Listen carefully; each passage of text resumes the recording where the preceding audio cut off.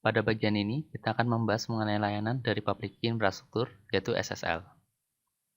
SSL atau Secure Socket Layer merupakan protokol untuk memberikan saluran komunikasi yang aman dalam pengiriman data. SSL beroperasi di antara TCP/IP dan tingkat protokol yang lebih tinggi. Fungsi dari SSL adalah autentikasi server, autentikasi klien, enkripsi, pengiriman data.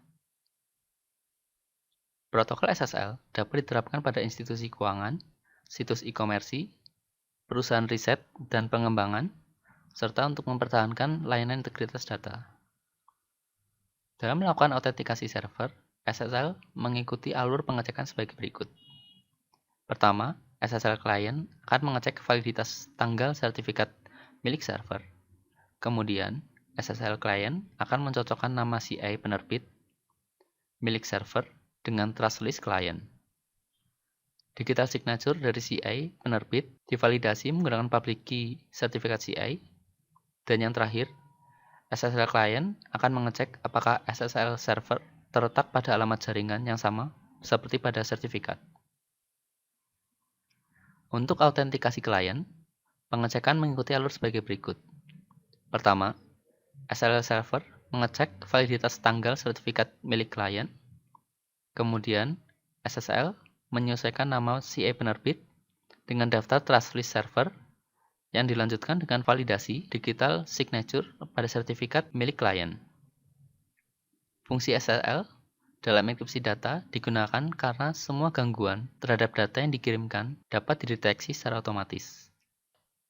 Algoritma yang digunakan untuk enkripsi meliputi Key Exchange Algorithm, DES, Triple DES, Digital Signature Algorithm, Mistake Digest Algorithm, dan Secure Hash Algorithm. Terdapat dua protokol dalam SSL. Yang pertama adalah Record Protocol yang beroperasi pada transfer medium, di mana SSL ini mengenkapsulasi protokol pada level tinggi dan membagi data menjadi blok-blok yang tidak kosong. Terdapat tiga proses, yaitu fragmentasi, kompresi dengan algoritma kompresi, dan record payload protection. Protokol yang kedua adalah handshake protokol, yang merupakan pertukaran pesan antara klien dan server, dan bertanggung jawab dalam autentikasi server dan klien. Proses yang terjadi dalam protokol ini digambarkan sebagai berikut. Selanjutnya, kita akan membahas mengenai Secure Multipurpose Internet Mail Extension. SMIME adalah spesifikasi yang digunakan untuk keamanan email. Terdapat dua fitur keamanan yang terpenting, yaitu autentikasi dengan menggunakan digital signature dan privasi dengan menggunakan enkripsi pesan. Proses yang dilakukan SMIME terhadap email dapat dilihat pada gambar berikut ini.